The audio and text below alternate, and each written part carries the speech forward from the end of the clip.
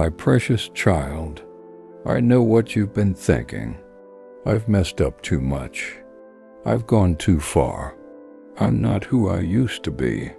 Shame has been whispering lies into your soul, trying to convince you that you're damaged for me to use, that your story is over, that I've changed my mind about you. But hear me now. I have not changed my mind. I never stopped loving you. Not for a moment. Not for a breath. You think your brokenness disqualifies you, but it's your brokenness that makes space for my healing. You think your failure is final, but I see it as the very place where your comeback begins. I can still use you, even now, especially now, because the world tells you to hide your scars. But I say let them shine, let them speak, let them testify. Your scars are not shameful. They are sacred. They are reminders of where you've been, yes, but more importantly, they are proof of where I brought you from. Do you remember Peter? He denied me 3 times, yet I still built my church through him. Do you remember Paul? He persecuted my followers, yet I turned him into one of my greatest messengers. Do you remember the woman at the well? She was rejected and judged, yet I used her to ignite revival in her village. I don't need perfect people. I never have. I use the broken, the humble, the ones who know they need me. You don't have to have it all together. You just have to bring me what's left. Bring me the pieces, no matter how scattered. I can work with pieces. I am the potter, and in my hands even shattered clay becomes something beautiful. My child, stop rehearsing what went wrong. Stop replaying your worst moments in your mind.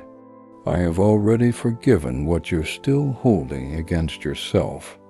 I don't define you by your past. I define you by my love. Let me rewrite the narrative. Let me redeem what was lost. Let me breathe life into the parts of you you thought were dead. You are not too far gone. You are not too messed up. You are not too late. You are right on time for a miracle. Because I specialize in resurrection. I bring dead things back to life. Hope, joy, purpose, dreams.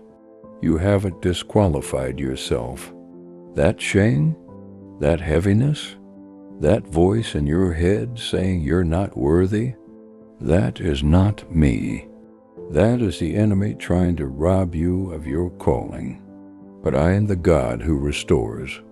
I will take what was broken, what was rejected, what was discarded, and turn it into something glorious. You may have wandered far, but you haven't wandered out of my reach. Not even close. Come home. Come back to me. Not with perfection, just with honesty. Just with surrender. Let me show you what grace really looks like. It looks like arms wide open.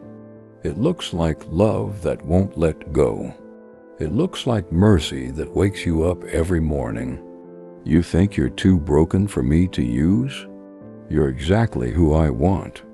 Because when people look at you and see what I've done, they'll know it was me. They'll see the light in your eyes and ask, "How did you survive?" And you'll say, "Because God met me in my lowest moment, and He never let go.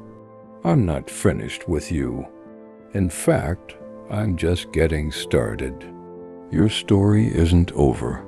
Your past isn't the end. It's just the setup for a beautiful redemption. So lift your head, child. You are not too broken. You are still mine, and I can still use you.